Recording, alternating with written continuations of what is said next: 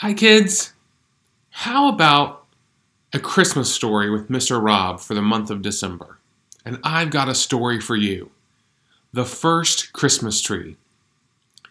In a forest in the far, far east grew a great many pine trees. Most of them were tall trees, higher than the houses that we see, and with wide, strong branches. But there was one tree that was not nearly so tall as the others. In fact, it was no taller than some of the children in the kindergarten. Now, the tall trees could see far, far out over the hilltops and into the valleys, and they could hear all the noises that went on in the world beyond the forest. But the little tree was so small, and the other trees grew so high and thick about it that it could not see nor hear these things at all.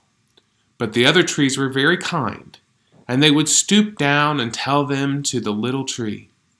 One night in the winter time, there seemed to be something strange happening in the little town among the hills.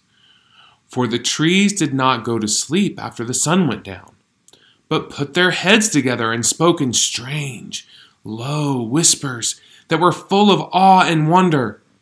The little tree, from its place close down to the ground, did not understand what it was all about.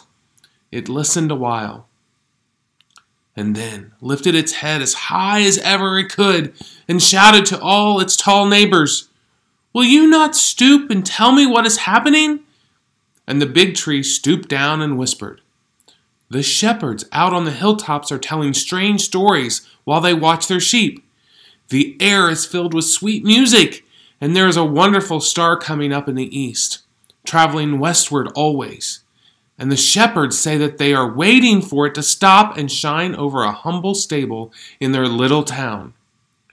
I have not heard why it is going to stop there, but I will look again and listen." So the tall tree lifted up its head again and reached out so that it might hear more of the wonderful story. By and by it stooped down again and whispered to the little tree, "Oh, little tree, listen! There are angels among the shepherds on the hills, and there all are talking together. They seem to be awaiting the birth of a little child who will be a king among the people. And the beautiful star will shine above the stable where the little king will be laid in a manger." The tree again raised its head to listen, and the little tree, much puzzled, thought within itself, "It is very strange indeed. Oh, how I wish I could see it all!" It waited a little longer, and everything grew quiet, and a great peace came upon the forest. Then suddenly the town and even the forest was illuminated with a strange white light that made everything as bright as day, and the air was filled with the flutter of angels' wings and with music such as the world had never heard before. The people and the trees, even the stars in the heaven, lifted up their voices and sang together, and the whole world was filled with music and joy and love for the little Christ child who had come to dwell upon the earth. The little tree was filled with fear and wonder, for great was the excitement that other trees had almost forgotten it, and it could not understand the mysterious sounds. But by and by its tall friend said, "Listen! Listen, little tree. Such news I have to tell.